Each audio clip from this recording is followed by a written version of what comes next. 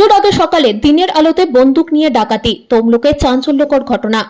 আজ সকাল 10টা নাগাদ হাতে বন্দুক, মুখে কালো কাপড় বেঁধে তমলুকের মিলননগর বাজারে একটি সোনার দোকানে ডাকাতি করল 3 দুষ্কৃতী। আকাশে বন্দুকের গুলির শব্দে কেঁপে উঠল মিলননগর বাজার। কয়েক লক্ষ টাকার সোনার গহনা নিয়ে চম্পট দেয় দুষ্কৃতীরা। ঘটনাস্থলে তমলুক থানা এবং কোলাঘাট থানার পুলিশ। অফিস টাইমে সকালের ঘটনায় আতঙ্ক ছড়ালো এলাকায়।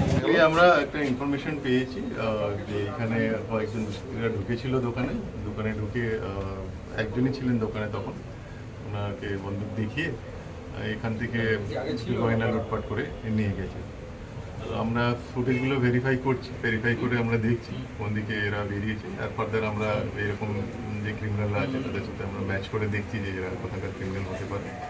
তো আমাদের তদন্ত যা শুরু হয়েছে, দেখছি ঠিক আছে। কত কি গেছে আপনার তো অ্যাপ্রক্সিমেট আছে মনে বলছে তখন?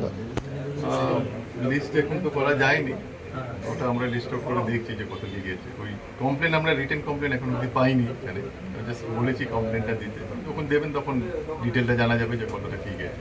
আচ্ছা, জেলা জুড়ে তল্লাশি হচ্ছে এখন, নাকা চেকিং কিছু করছে? হ্যাঁ, নাকা চেকিং আমাদের স্টার্ট হয়েছে, 1 ঘন্টা আগে আমাদের নাকা চেকিং স্টার্ট হয়ে গেছে।